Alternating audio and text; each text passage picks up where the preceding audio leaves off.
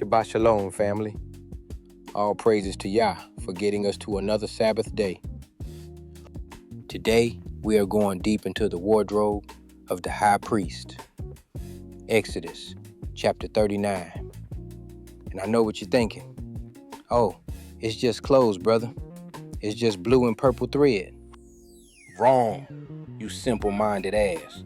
Nothing in this book is just anything. Every thread, every color, every stone is a prophetic code. It is a blueprint for dominion. It is a warrant for the arrest of the nations.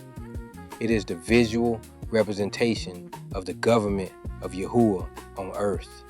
When Yahuwah commanded Moshe to build the tabernacle and dress Aaron, he wasn't playing dress up. He was establishing a hierarchy. He was putting a separation between the holy and the profane. And if you don't understand the garments, you don't understand the kingdom. You think Yahushua is coming back in jeans and a t-shirt to hug everybody? He's coming back in garments of vengeance. Isaiah chapter 63, verse 1 through 3. The priesthood of Aharon was a shadow of the kingship of Yahushua. So get your mind right. We are going to tear this chapter apart, verse by verse. We are going to look at the first section today, just the beginning. Because if I try to rush through this, you're going to miss the mystery.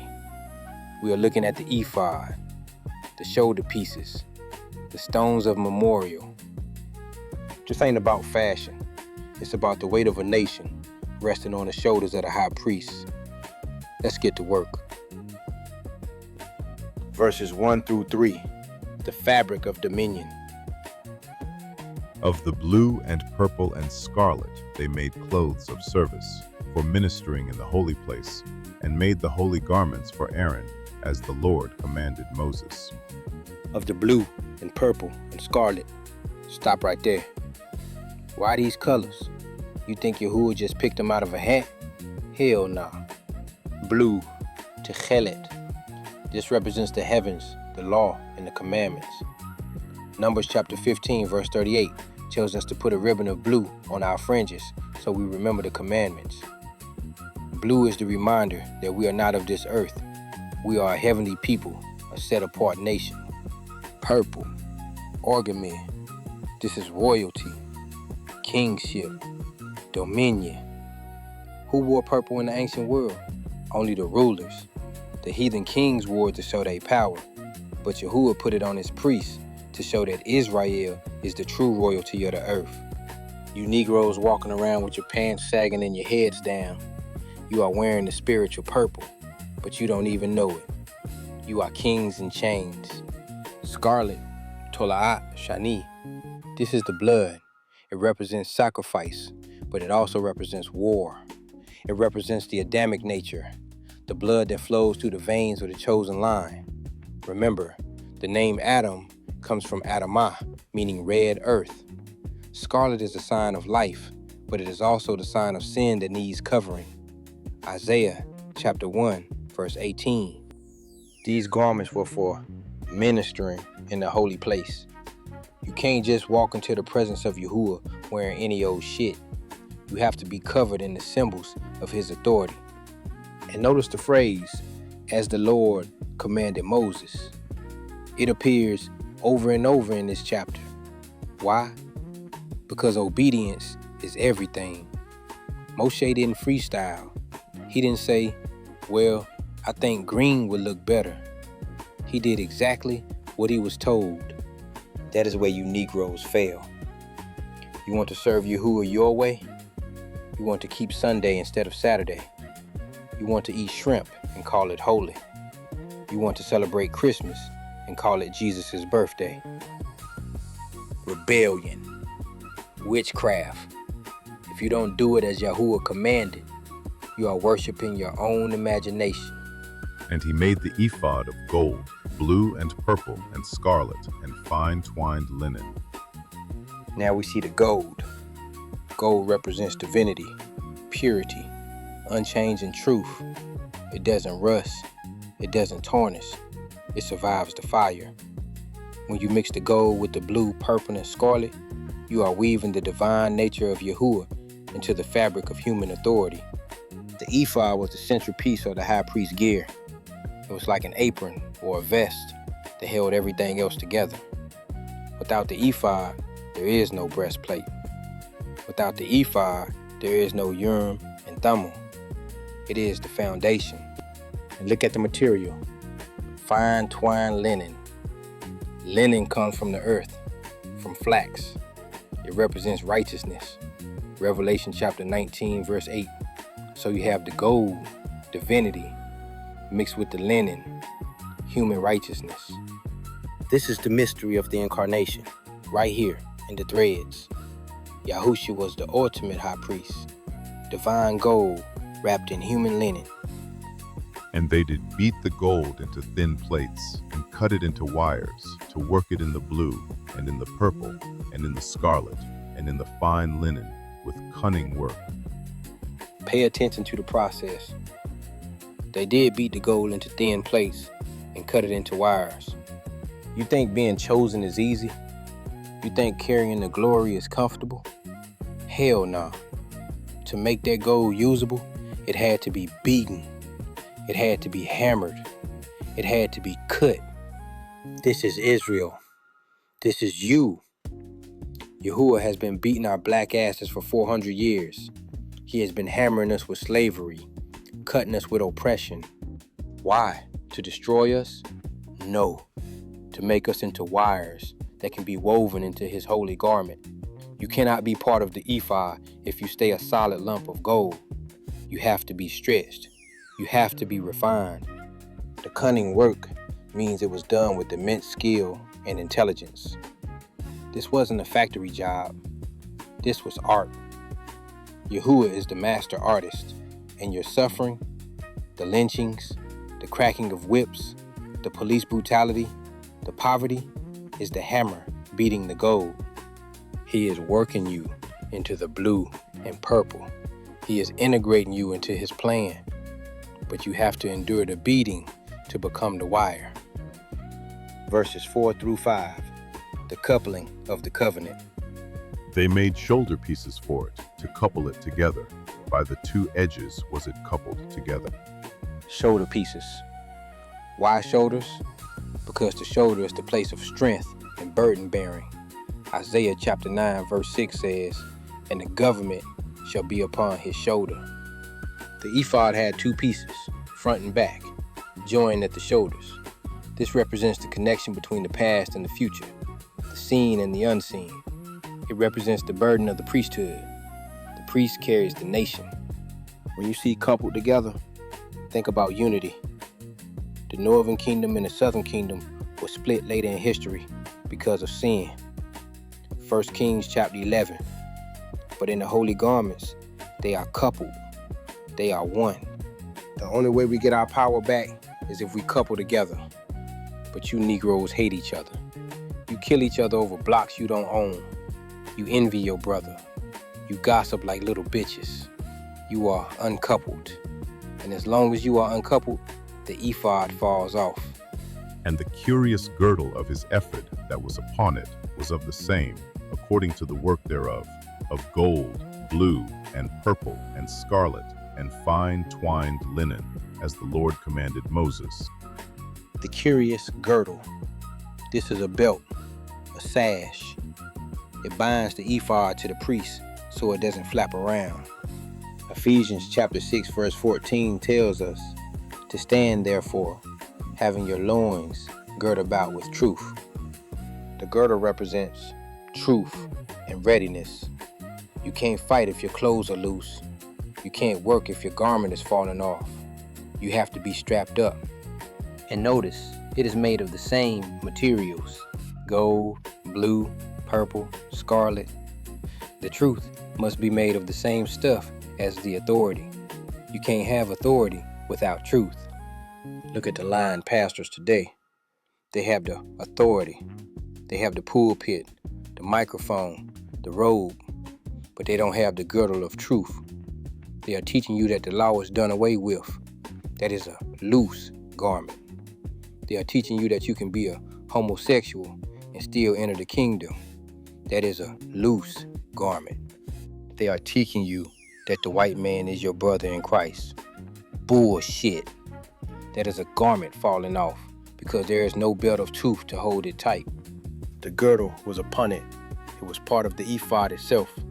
You cannot separate the priesthood from the truth. If a man lies to you about scripture, he is not a priest of Yahuwah. He is a priest of Baal. He is a minister of Satan. Cut him off. Verses 6-7. The memorial of stones. And they wrought onyx stones enclosed in ouches of gold, graven, as signets are graven, with the names of the children of Israel. Now we get to the heavy stuff. Onyx stones. Why onyx?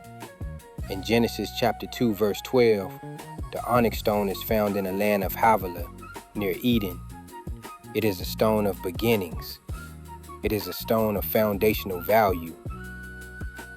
These stones were enclosed in ouches of gold. An ouch is a setting, a bezel. The stone was surrounded by gold. The humanity of Israel, the stone, is surrounded by the divinity of Yahuwah, the gold. And what was on them? Graven with the names of the children of Israel. There were 2 stones, one on each shoulder. 6 names on one, 6 names on the other, according to their birth. Exodus chapter 28, verse 10. Listen to me. The high priest could not enter the holy place without carrying the names of the tribes. He carried them on his shoulders. This means that when the high priest stood before the Most High, he was carrying the weight of the nation.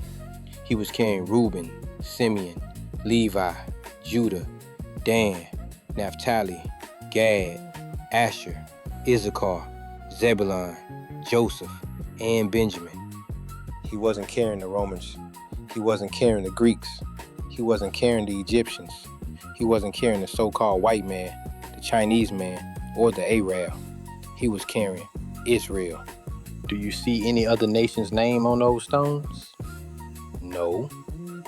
So why the hell do you let these Christians tell you that God loves everybody? If he loved everybody, why didn't the high priest carry a stone for Edom? Why didn't he carry a stone for Moab?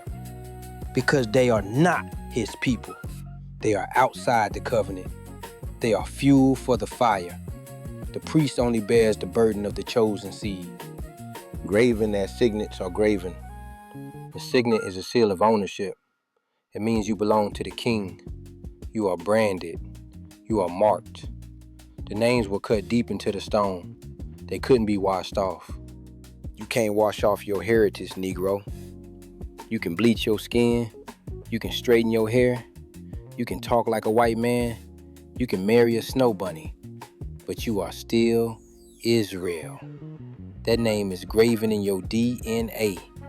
It is cut into your spirit. You cannot escape who you are. And he put them on the shoulders of the ephod, that they should be stones for a memorial to the children of Israel, as the Lord commanded Moses. Stones for a memorial. A memorial to who? To Yahuwah. When the priest walked in, Yahuwah looked at the shoulders and saw the names. It was a reminder of the covenant. I made a promise to Abraham, Isaac, and Jacob, and here are their children. It is also a memorial to U.S. It reminds us that we are carried. But let's look at the dark side of this. If the priest is carrying the names, he is also carrying the sins of those names. When Aaron went in, he was making atonement for those specific tribes. If you aren't on the shoulder, you aren't getting the atonement. It's that simple. The blood sacrifice was for the names on the stones. This destroys the universal church doctrine in one verse. If the atonement mechanism is specifically designed to carry only the 12 tribes, then the atonement itself is limited to the 12 tribes. For God so loved the world. Stop. The word world there is cosmos in Greek, which means an arrangement or order. In the context of Hebrew thought, it refers to the world of Israel, the arrangement of the covenant. It does not mean every swinging dick on the planet. Yahuwah does not care about the other nations. Isaiah chapter 40, verse 17 says, all nations before him are as nothing, and they are counted to him less than nothing and vanity. Less than nothing. So why are you trying to save people that Yahuwah calls less than nothing? You are wasting your breath. Let the heathen die in their sins. Your job is to wake up the names on the stones. Verses 8 through 10, the breastplate of judgment. And he made the breastplate of cunning work, like the work of the ephod, of gold, blue and purple and scarlet and fine twined linen. Now we move from the shoulders to the heart, the breastplate of judgment. It is made of the same materials as the ephod. It is connected. You cannot have judgment without authority. Why is it called the breastplate of judgment? Because it contained the Urim and Thummim, the lights and perfections, used to determine the will of Yahuwah in judicial matters. When the king needed to know, do we go to war or who sinned? The high priest consulted the breastplate. This shows us that the priesthood is also the judiciary. In the kingdom, there is no separation of church and state. The priest is the judge. The law of Moses is the civil law. Today, you Negroes are running to Caesar's court for justice. You are suing each other in front of white judges who hate your guts. Paul called you out on this in 1 Corinthians chapter 6. Dare any of you, having a matter against another, go to law before the unjust and not before the saints. You are taking your problems to the heathen because you have despised your own breastplate. You have despised the judgment of Yahuwah. It was foursquare. They made the breastplate double. A span was the length thereof, and a span the breadth thereof, being doubled. Foursquare, equal on all sides. This represents balance and perfection in judgment. Yahuwah is not partial. He doesn't tilt the scale. Doubled. It was a pouch. The fabric was folded over to create a pocket. This is where the Urim and Thummim were kept. The span is the distance between the thumb and the pinky finger when spread out, about 9 inches. It covered the heart of the priest. This doubling represents the hidden nature of judgment. You see the outside, the stones, but the real answer comes from the inside. The world sees Israel as a broke down, ghetto, oppressed people. That's the outside. But inside the pouch, inside the fold, that's where the glory is. That's where the direct line to the Most High is. We are a doubled people. We have a fleshly existence of suffering, but a spiritual existence of divine power. And they set in it 4 rows of stones. The first row was a sardius, a topaz, and a carbuncle. This was the first row. Here we go. The 12 stones, 4 rows of 3. This is the camp of Israel. Row 1, sardius, odom, red stone, associated with Reuben. It looks like blood. Odom is related to Edom and Adam. It signifies flesh and blood. Reuben was unstable as water, but he was the beginning of strength. Topaz, pit dye, yellow or green stone, associated with Simeon. Carbuncle, barricade, flashing, lightning-like stone, associated with Levi. Wait a minute. Levi is the priest tribe. Why are they just one stone among the others here? Because when it comes to judgment and representation, Levi is a brother too. He represents the people, but he is also of the people. These stones were not just pretty jewelry. They vibrated with power. When the light of the menorah hit these stones, they lit up the holy place with a kaleidoscope of colors. Think about this. The high priest walked into a dark room, lit only by the menorah. The light hit his chest, and suddenly, the names of the tribes were glowing. This is the prophecy. Israel is in darkness right now. We are in the land of our captivity. It is dark as hell out here. But when the light of Yahuwah hits us, we are going to shine. We are going to reflect his glory. But notice the order. It's precise. Yahuwah is a God of order. The camp in the wilderness was set up in a specific formation. The stones are in a specific formation. You have these fake Israelite camps today that just make shit up. They have charts that say Judah is the Negro, Ephraim is the Puerto Rican, Manasseh is the Cuban. Stop. Let me tell you something about that 12 tribes chart. It is a tool to wake people up, but it has been twisted. The indigenous people of the Americas, the so-called Indians and Mayans, they are not the lost tribes. They are Asian admixture. They came across the Bering Strait. They have nothing to do with the Semitic bloodline. The DNA doesn't lie. The history doesn't lie. The curses don't lie. Who fixed the curses of Deuteronomy 28? Who went into slavery on ships? Who was sold to their enemies? Who has a yoke of iron on their neck? The Negro. Not the Mexican, not the Native American. They suffered, yes. But did they go into all nations on ships? No. Did they lose their heritage completely? No. They still speak their languages and know their customs. We are the only ones who had our names stripped, our language stripped, our God stripped. So when we look at these stones, we are looking at the black family. The 12 tribes are all different shades of brown and black, but they are one people. Don't let these confusion pushers tell you that a pale-faced Hispanic is your tribal brother just because he lives in a certain country. Esau mixed with everybody. The spirit of Edom is in the Latin nations heavy. They hate the Negro. How can they be Ephraim if they hate Judah? The scripture says, Ephraim shall not envy Judah, and Judah shall not vex Ephraim. If they are racist against you, they ain't your kin. We are going to stop here for part 1.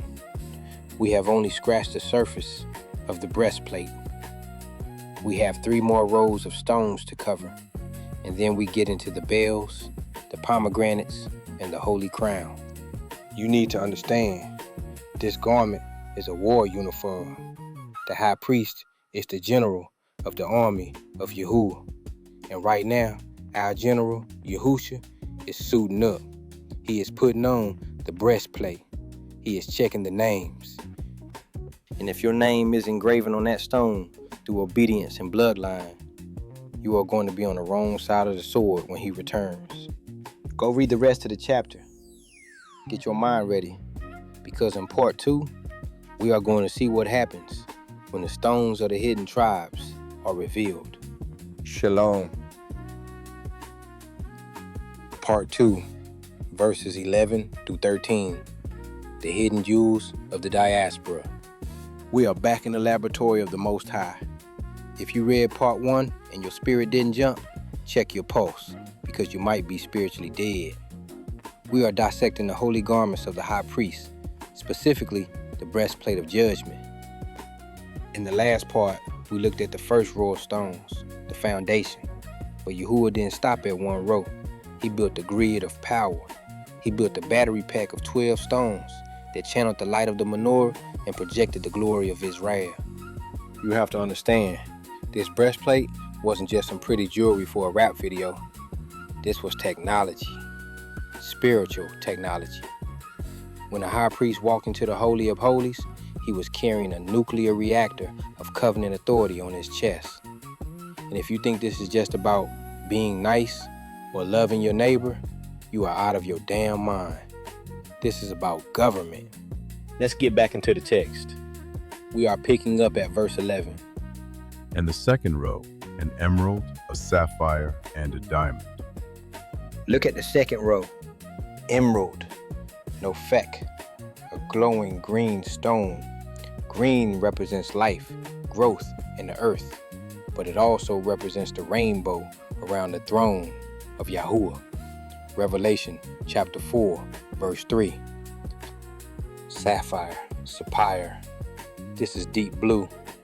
This is the pavement under the feet of the Most High. Exodus chapter 24, verse 10 says, And they saw the God of Israel, and there was under his feet, as it were, a paved work of a sapphire stone. When you look at the sapphire, you are looking at the floor of heaven. You are looking at the foundation of the law. Diamond Yahalon. Now pay attention. The Hebrew word is Yahalon, which comes from a root meaning to hammer or to strike down. A diamond is the hardest substance on earth. You can't scratch it. You can't break it easily. Why is a diamond in the breastplate? Because Israel is hard-headed. Ezekiel chapter 3 verse 9 says, "As an adamant, harder than flint, have I made thy forehead." Yahuwah made us stubborn. He made us tough. We have survived slavery, lynching, crack epidemics, and the prison industrial complex, and we are still here. You can't break a diamond. You can bury it in the dirt, cover it in shit, and step on it for 400 years. But when you wash it off, it still shines. That is the Negro spirit. That is the diamond in the breastplate. And the third row, a ligure, an agate, and an amethyst. Ligure, leshem, a mysterious stone, possibly amber or jacinth. Agate, cheval. Agates are striped. They have bands of color. This represents the diversity within the tribes. We are not a monolith. We have different gifts, different spirits, different looks, but we are the same rock. Amethyst, alamah, purple, the color of royalty again. But the word alamah is connected to the word for dream. This is the stone of visions and dreams. Acts chapter 2, verse 17 says, "Your old men shall dream dreams." Israel is a visionary people. We invent everything. We create the culture. We dream the future, while the heathen are stuck trying to copy our past. And the fourth row, a beryl, an onyx, and a jasper. They were enclosed in ouches of gold in their enclosings. Beryl, Tarshish, often associated with the sea or distant lands. Onyx, Shoham.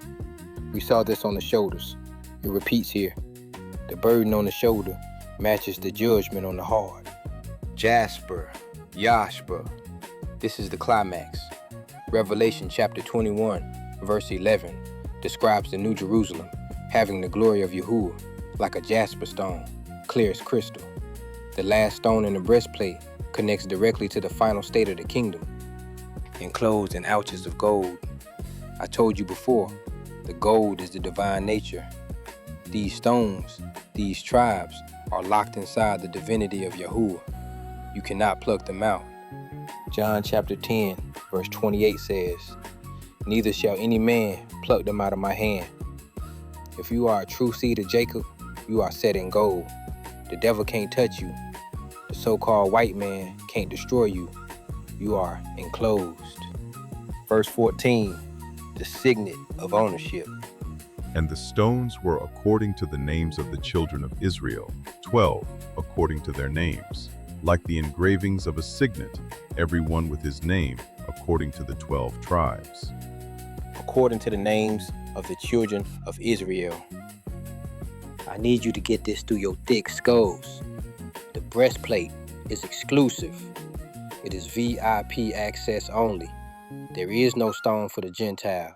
There is no stone for the spiritual believer. Christianity teaches that the church replaced Israel. That is a lie from the pit of hell. It is replacement theology, and it is blasphemy. If the church replaced Israel, then the high priest has to take these stones out and put in plastic beads for the Romans and the Greeks.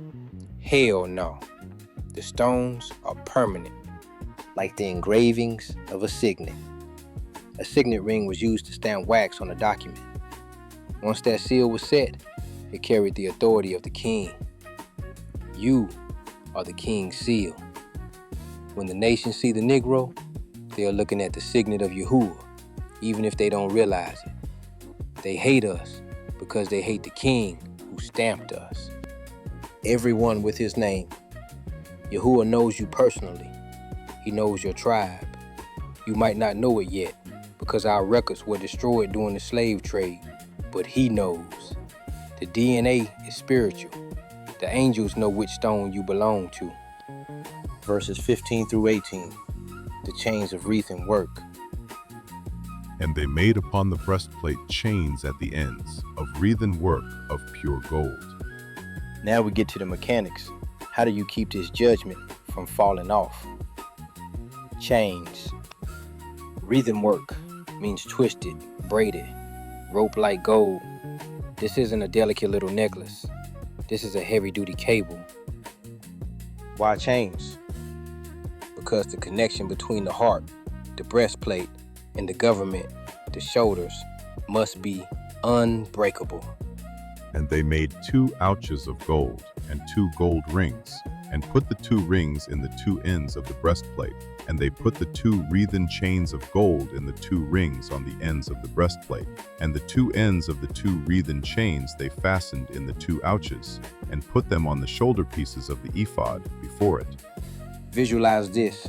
You have the ephod on the body. You have the breastplate on the chest. The gold chains go up from the breastplate rings and hook into the gold settings on the shoulder pieces. This means the weight of the breastplate hangs on the shoulders. This is deep. The judgment of Israel is supported by the government of Israel.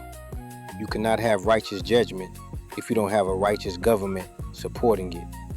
Look at the so-called justice system in America. It is a breastplate of plastic hanging on the shoulders of Edom. It is disconnected from Yahuwah's law.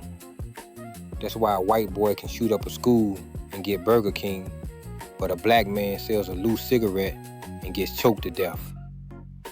The judgment is corrupt because the shoulders are corrupt. But in the kingdom, the shoulders of Yahusha will hold up the judgment. Isaiah chapter 9 verse 6. And the government shall be upon his shoulder. Because the government is on his shoulder, the judgment on his chest is secure. The chains are pure gold. They won't snap. Justice will finally be served. And for the heathen, that justice is going to be a nightmare. For us, it's going to be salvation. Verses 19 through 21. The blue lace of the law. And they made 2 rings of gold, and put them on the 2 ends of the breastplate, upon the border of it, which was on the side of the ephod inward. And they made 2 other golden rings, and put them on the 2 sides of the ephod underneath, toward the forepart of it, over against the other coupling thereof, above the curious girdle of the ephod. Okay, so we have the top secured with gold chains. But what about the bottom? If you only secure the top, the breastplate is going to flap around every time the priest moves. It's going to be unstable. So Yahuwah commanded rings on the bottom of the breastplate, inward against the body, and rings on the ephod, right above the girdle. And they did bind the breastplate by his rings unto the rings of the ephod with a lace of blue, that it might be above the curious girdle of the ephod, and that the breastplate might not be loosed from the ephod, as the Lord commanded Moses.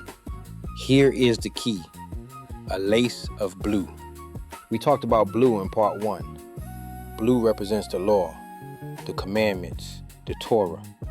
The top is held by gold, divine grace, and covenant. The bottom is held by a lace of blue, the law, that the breastplate might not be loosed from the ephod. Listen to me closely. This is where the Christian church failed. This is where they lied to you. They told you the law is done away with. They told you we are under grace, not law. You dumb bastards. If you cut the lace of blue, the breastplate comes loose. If you remove the law, the judgment separates from the authority. It starts flapping in the wind. It becomes unstable. Without the law, you have no definition of sin. Without the law, you have no standard of righteousness. Without the law, the breastplate is just a heavy accessory banging against your chest, bruising you. The lace of blue binds the judgment to the priest. You cannot be a priest of Yahuwah if you are not bound by the law. Yahusha did not come to cut the lace of blue. He came to tighten it. He said in Matthew chapter 5, verse 17, "Think not that I am come to destroy the law or the prophets. I am not come to destroy, but to fulfill. To fulfill means to do it, to embody it, to wear it properly. The curious girdle is the truth. The text says the breastplate sits above the curious girdle. The judgment rests on top of the truth, secured by the law. If your doctrine doesn't have the law and it isn't based on truth, then your breastplate is on the floor. And if your breastplate is on the floor, you aren't a priest. You just a man in a dress. That's what these pastors are. Men in dresses. They have no Urim and Thummim. They have no answers. You go to them with real problems. Pastor, why are our people at the bottom of society? And they give you bullshit answers. Oh, just pray more. Oh, it's the devil. No! It's the curses of Deuteronomy chapter 28. But they can't see that because they cut the blue lace. They threw away the Torah, so they lost the ability to judge the situation. They can't diagnose the sickness of Israel because they threw away the medical manual. The lace of blue is the tether. It keeps us close to the Father. When you keep the Sabbath, you are tightening the lace. When you keep the dietary laws, you are tightening the lace. When you wear your fringes, you are tightening the lace. You are securing your place on the chest of the high priest. But the moment you say, I can eat pork, snap. The lace breaks. The breastplate swings loose. You are now disconnected from the judgment of Yahuwah, and you are open to the judgment of the nations. Why do you think our people are getting shot in the streets with no justice? Because we let go of our justice system. We stopped binding the breastplate, so Yahuwah handed us over to a people who have no blue lace. He handed us over to the beast system. The police don't have a lace of blue. The court system doesn't have a lace of blue. They have a lace of red, blood, and cruelty. And until we return to the law, statutes, and commandments, we will never see true justice. We are going to stop here. We have secured the breastplate.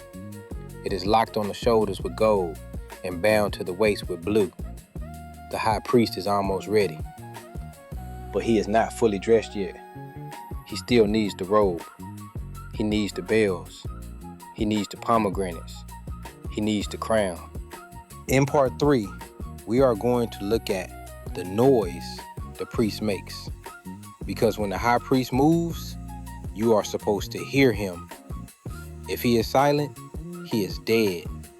And that is a warning to you silent, cowardly men who won't open your mouths to teach this truth.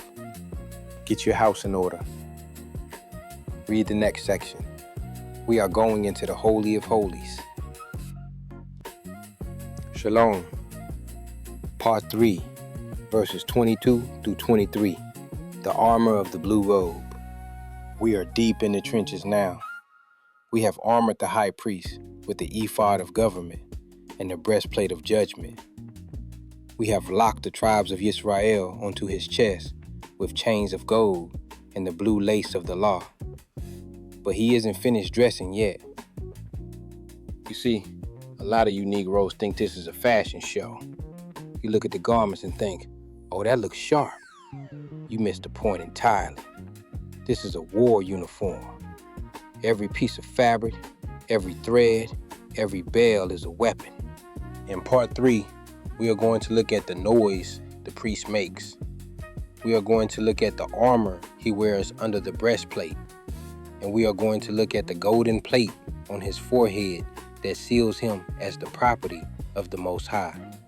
If you are one of these silent, passive, God is love Christians, get the hell out of here. This sermon is for the soldiers. This is for the men who understand that when the high priest walks, the earth is supposed to shake. Let's get back to the text. Verse 22. And he made the robe of the ephod of woven work, all of blue. All of blue. We talked about this. Blue represents the sky, the heavens, and the commandments. But notice this robe is all blue. It is completely immersed in the law. There is no mixture here. There is no gray area. The high priest is wrapped entirely in the statutes of Yahuwah. This is why the heathen hates. They hate the law because their father, the serpent, is lawless. When they see a Negro standing on the street corner, wrapped in the blue spirit of the law, it burns them like holy water on a vampire. And there was an hole in the midst of the robe, as the hole of an habergeon, with a band round about the hole, that it should not rend. Stop right there. Do you know what a habergeon is? It is a coat of mail. It is armor. It is a military jacket made of metal rings designed to stop a sword from gutting you.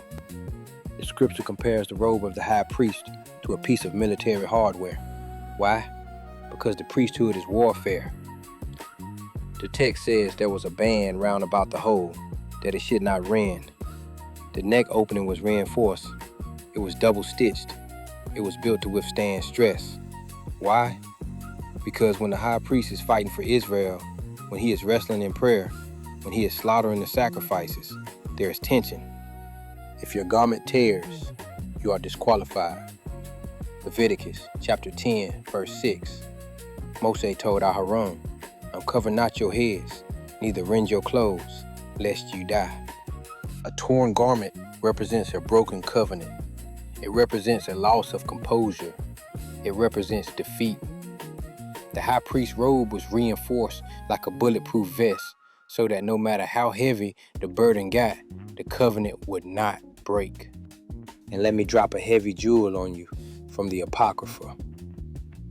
You need to understand the cosmic weight of this robe. Wisdom of Solomon, chapter 18, verse 24. For in the long garment was the whole world, and in the 4 rows of the stones was the glory of the Father's graven, and thy majesty upon the diadem of his head. Did you hear that? In the long garment was the whole world. This blue robe represents the dominion of Yahuwah over the entire flat earth. When the high priest put it on, he was wearing the universe.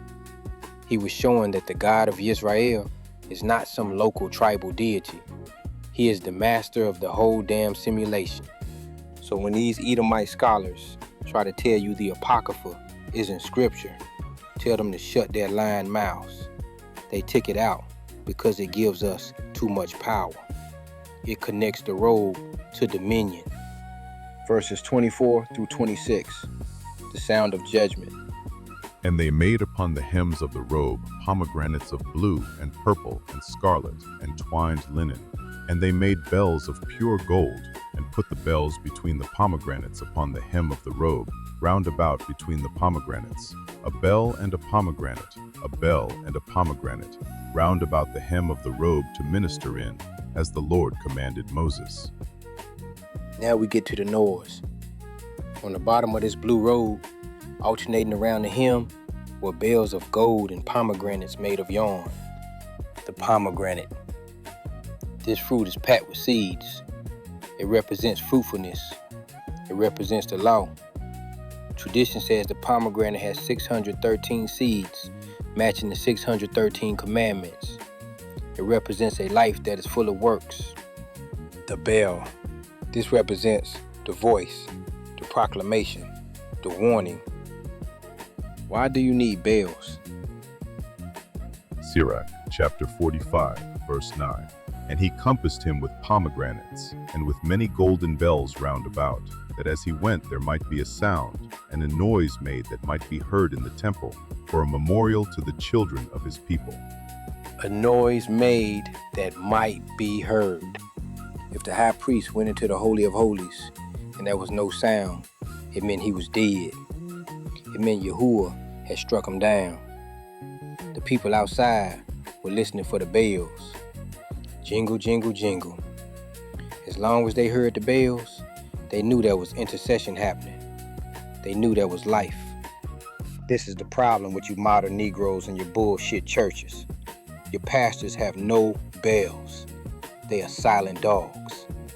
Isaiah chapter 56, verse 10. His watchmen are blind. They are all ignorant. They are all dumb dogs. They cannot bark. If you are a priest of Yahuwah, You must make noise. You must warn the people. You must scream about the sin. You must shout about the judgment coming to America. If you are just standing there looking pretty in your suit, eating pork chops and collecting tithes, you are a dead priest. You have no bells. And notice the pattern. A bell and a pomegranate. A bell and a pomegranate. Voice and fruit. Voice and fruit. You can't just have the noise without the fruit. And you can't just have the fruit without the noise. You need both. You need to walk it and you need to talk it. If you are all bell and no pomegranate, you are a hypocrite, a clanging cymbal. If you are all pomegranate and no bell, you are a coward, hiding your light under a bushel. Yahuwah demands the balance, the gold of the truth and the work of the commandments. Verses 27 through 29, the uniform of purity. And they made coats of fine linen of woven work for Aaron and for his sons, and a mitre of fine linen, and goodly bonnets of fine linen, and linen breeches of fine twined linen, and a girdle of fine twined linen, and blue and purple and scarlet of needlework, as the Lord commanded Moses. Now we look at the undergarments and the garments for the regular priests. Linen breeches, these are drawers, underwear. Why does the Bible specify underwear? Because Yahuwah hates nakedness. Exodus chapter 20, verse 26. Neither shalt thou go up by steps unto mine altar, that thy nakedness be not discovered thereon. The heathen religions, the Greeks, the Romans, the Babylonians, they love nakedness. They wrestled naked in their gymnasiums. They had orgies in their temples. They worshiped the human body. Yahuwah said, hell no, cover your ass, literally. The linen represents purity and righteousness. It also prevents sweat. Ezekiel chapter 44 verse 18 says, the priests shall not gird themselves with anything that causeth sweat. Sweat represents the curse of Adam, by the sweat of thy brow. In the presence of Yahuwah, the work is not supposed to be a struggle of the flesh. It is supposed to be a flow of the spirit. If you are sweating and straining to serve Yahuwah, you are doing it in your own strength. The mitre and the bonnets are head coverings. The priest's head must be covered in the sanctuary. This shows submission to the Most High. And look at the history. When the Greeks took over under Antiochus Epiphanes, what was the first thing they tried to do? They tried to make the Israelites wear Greek hats and exercise naked. They wanted to strip us of the holy garments and put us in the garments of the heathen. That is exactly what is happening today. You see our young men with their pants sagging off their asses, showing their underwear. That is the spirit of the heathen. You see our women walking around half naked on Instagram. That is the spirit of the heathen. Yahuwah clothes his priests from head to toe. Dignity, honor, separation. If you are walking around looking like a stripper or a thug, you are not dressed for the temple. You are dressed for the slaughterhouse. Verses 30 through 31, the golden mark of ownership. And they made the plate of the holy crown of pure gold, and wrote upon it a writing, like to the engravings of a signet, holiness to the Lord. And they tied unto it a lace of blue, to fasten it on high upon the mitre, as the Lord commanded Moses. This is the climax of the outfit, the golden plate. It went on the forehead, right across the frontal lobe, and it had one message engraved on it, Kodesh la Yahuwah, holiness to Yahuwah. This is the seal, this is the mark. In Ezekiel chapter 9 verse 4, Yahuwah tells the angel to set a mark upon the foreheads of the men that sigh and that cry for all the abominations that be done in the midst thereof. In Revelation chapter 7 verse 3, the servants of Yahuwah are sealed in their foreheads. In Revelation chapter 14 verse 1, the 144,000 have the Father's name written in their foreheads. The high priest was the prototype. He carried the name on his forehead to show that his mind belonged to Yahuwah. His thoughts were holy. His decisions were holy. Now compare that to the mark of the beast. Where does that go? In the right hand or in the forehead? It's a counterfeit. The beast system wants to put his name on your mind. It wants you thinking about money, lust, fame, and white Jesus. It wants to brand you as property of the state. If you don't have holiness to Yahoo written on your mind, you have property of Satan written there by default. There is no blank space. You belong to somebody. Tied unto it, a lace of blue. Again, the blue lace. The law secures the holiness. You cannot be holy without the law. It is impossible. The lace of blue ties the crown to the head. If you cut the law, the crown falls off. This is why the Christian church has no power. They threw away the blue lace, so their crown fell in the dirt. Now, they are just a social club with a choir. They have no authority in the spirit realm because they have no holiness. Sirach chapter 45 verse 12 describes this crown. A crown of gold upon the mitre, wherein was engraved holiness, an ornament of honor, a costly work, the desires of the eyes, goodly and beautiful. It was the desires of the eyes. It was stunning. When the sun hit that gold plate, it blinded you. It reflected the glory of Yahuwah. Our people are supposed to be that reflection. We are a kingdom of priests. We are supposed to be walking around with such dignity and holiness that the nations have to shield their eyes. Instead, we are down here begging for crumbs, looking like trash. Wake up, Yisrael. Put your damn crown back on. Verse 32, the end of the matter. Thus was all the work of the tabernacle of the tent of the congregation finished, and the children of Israel did according to all that the Lord commanded Moses, so did they. Finished. Did according to all that Yahuwah commanded. This is the most important verse in the chapter. They didn't do 90%. They didn't do what they felt led to do. They didn't remix the instructions. They did all. If Yahuwah said blue, they used blue. If he said gold, they used gold. If he said a span long, it was a span long. This is where we fail. We want to serve Yahuwah, but we want to do it our way. Well, I know the Sabbath is Saturday, but I have to work, so Yahuwah understands. Bullshit. Yahuwah doesn't understand disobedience. He understands order. The tabernacle was a machine. If you build a car engine and you decide to leave out the spark plugs because you didn't feel like putting them in, the damn car won't start.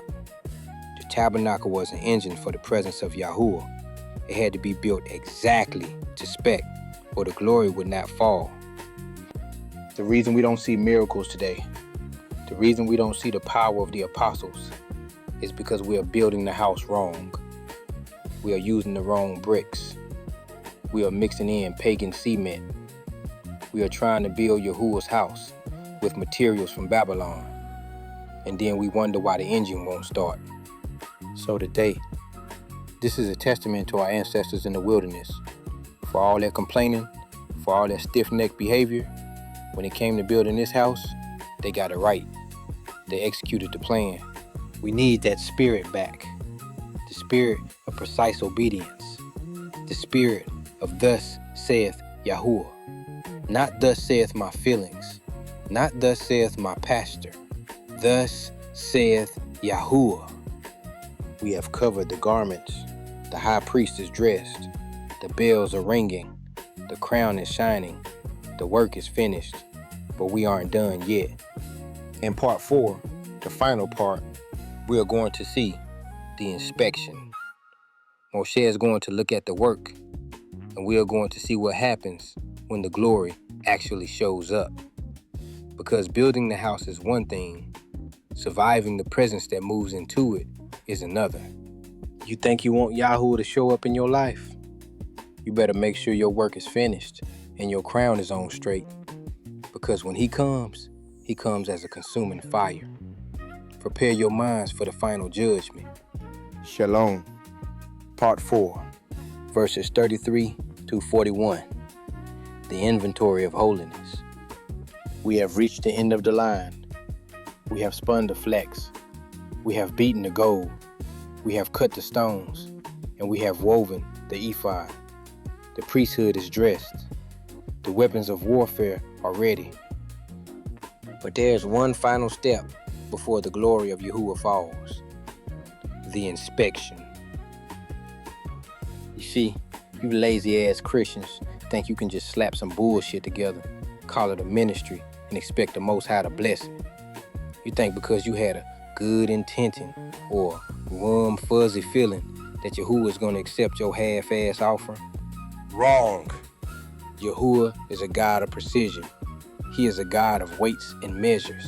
And before his presence moves into the tabernacle, every single board, every single socket, every single pin has to be inspected by the mediator. In this final part, we are watching the children of Israel bring the finished work to Moshe. This is the audit. This is the moment where you find out if your work is gold or if it is just wood, hay, and stubble, fit for the fire. Open your ears and shut your mouths. We are going to the judgment seat. Verses 33 through 41. The inventory of holiness. And they brought the tabernacle unto Moses, the tent and all his furniture, his taches, his boards, his bars, and his pillars and his sockets. Notice the order. They bring the structure first. The taches are the clasps that hold the curtains together. The sockets are the silver bases that the boards stand in. Why does scripture list these boring-ass hardware parts? Because structure matters. You Negroes love to get emotional. You love to shout and dance and speak in fake tongues, but you have no structure. You have no boards and bars. You have no discipline. As soon as the music stops, your life falls apart because you didn't build a foundation. You are a tent with no stakes, blowing away in the wind of every false doctrine. The sockets were made of silver, redemption money. The whole house stands on the price of redemption. If you aren't standing on the redeemed bloodline of Israel, you have no foundation. I don't care how nice your curtains look. If you don't have the silver sockets of your heritage, you are just camping in the dirt. And the covering of rams' skins dyed red, and the covering of badgers' skins, and the veil of the covering.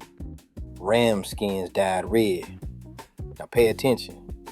Red is usually the color of Esau, the hairy red man, the white man, the devil in the flesh.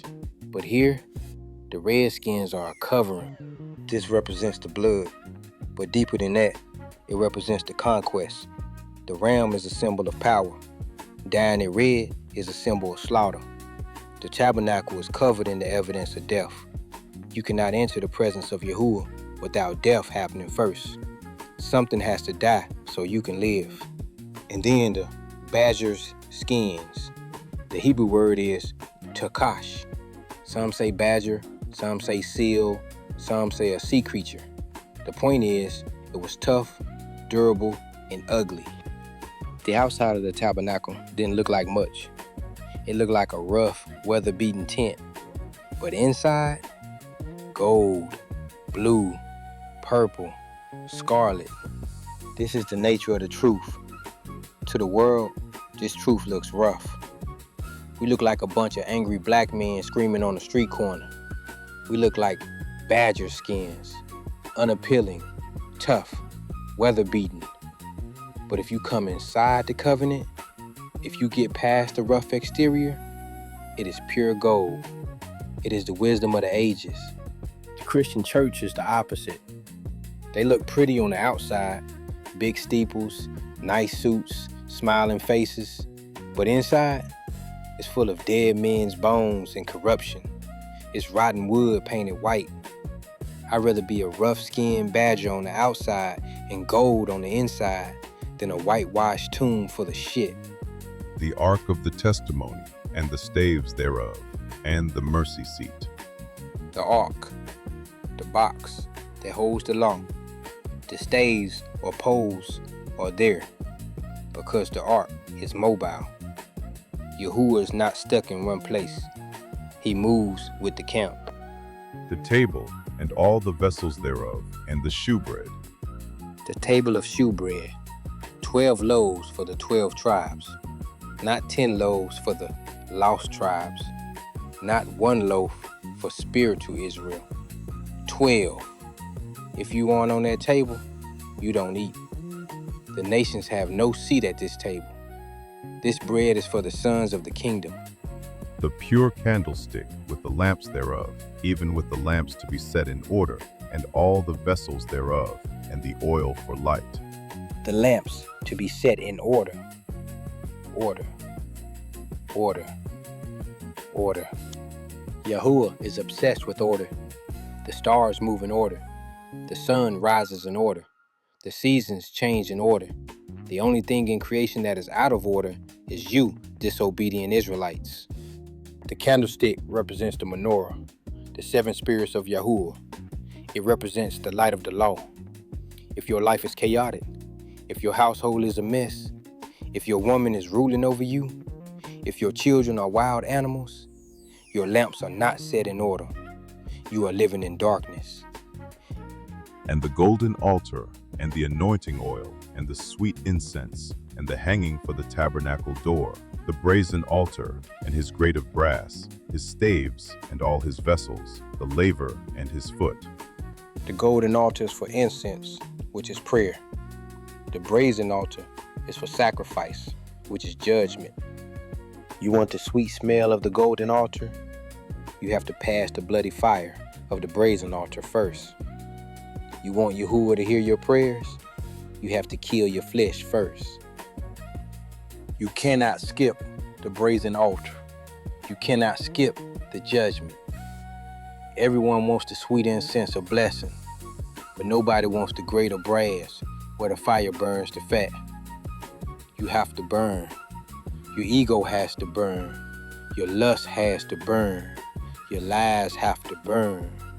The hangings of the court, his pillars and his sockets, and the hanging for the court gate, his cords and his pins, and all the vessels of the service of the tabernacle for the tent of the congregation. His cords and his pins, even the ropes and the tent pegs are listed. Nothing is too small to be counted. You think Yahuwah doesn't see the little shit you do? You think he doesn't see the little lies, the little glances at a woman who isn't yours, the little pork gelatin in your candy?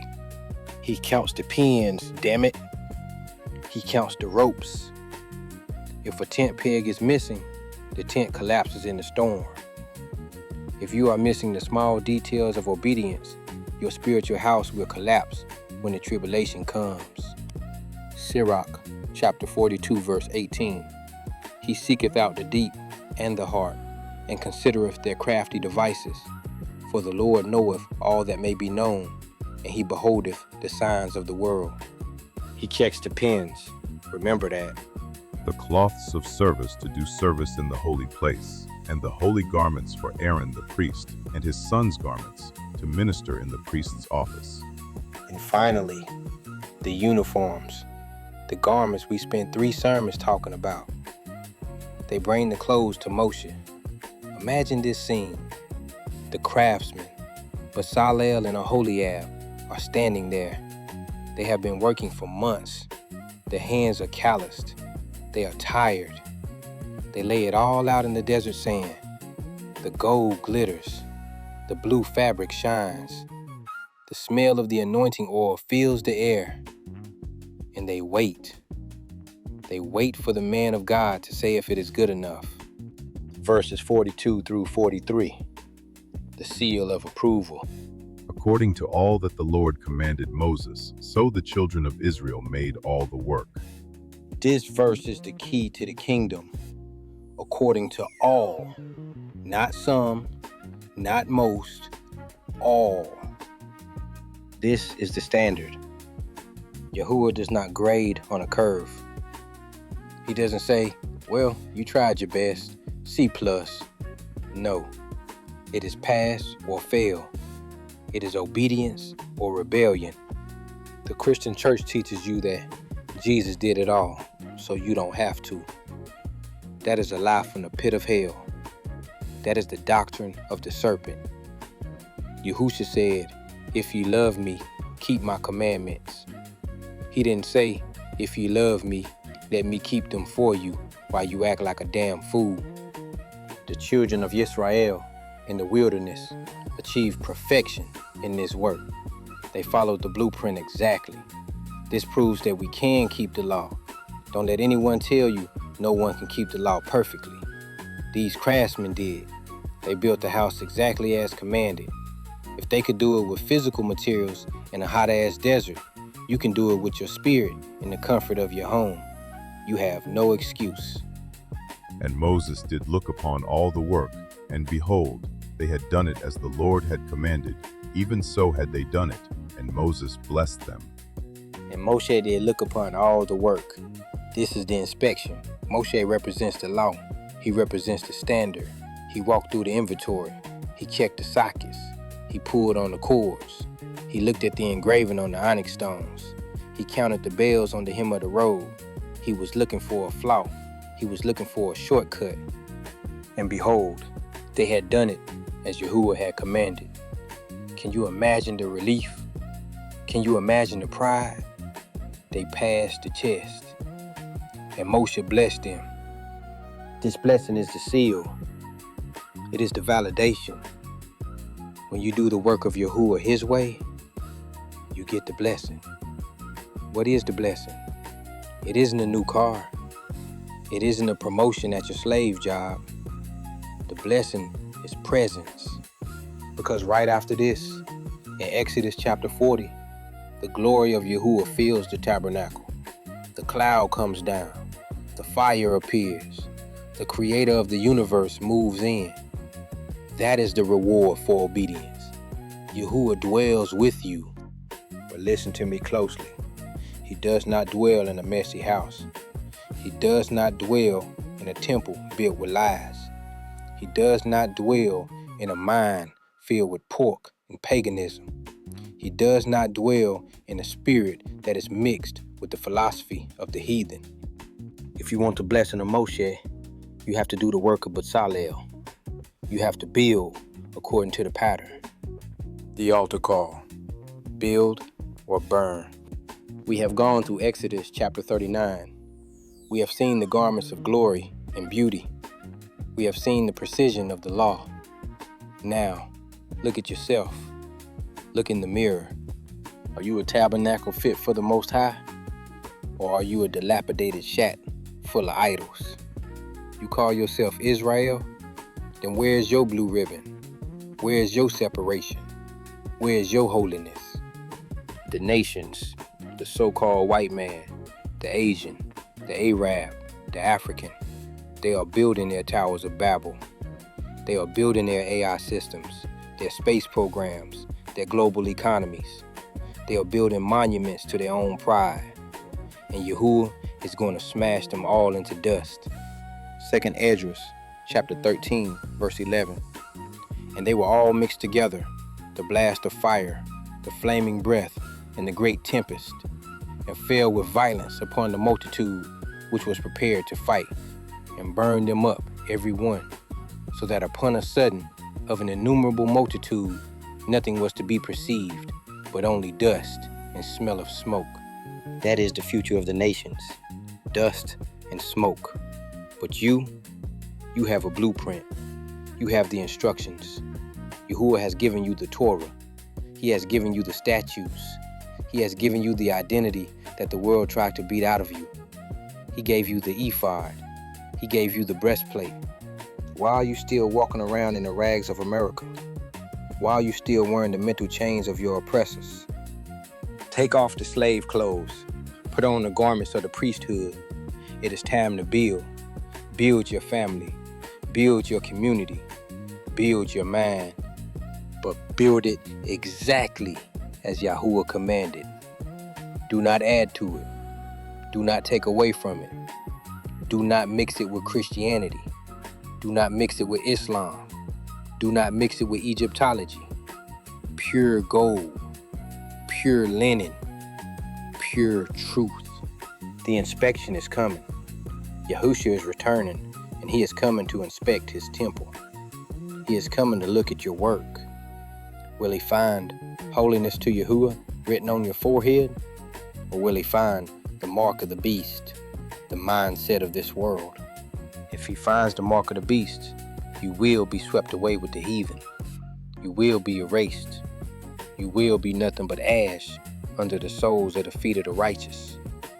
But if he finds the work finished, if he finds the lamps set in order, if he finds the bells ringing and the pomegranates fruitful, then he will bless you, and you will enter into the joy of your Lord. You will rule the nations with a rod of iron. You will inherit the earth. The choice is yours, Israel. The blueprint is in your hands.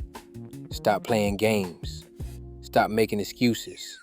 Stop waiting for a white Jesus to save you. Get to work. Build a damn house. Kodesh la Yahuwah. Shalom.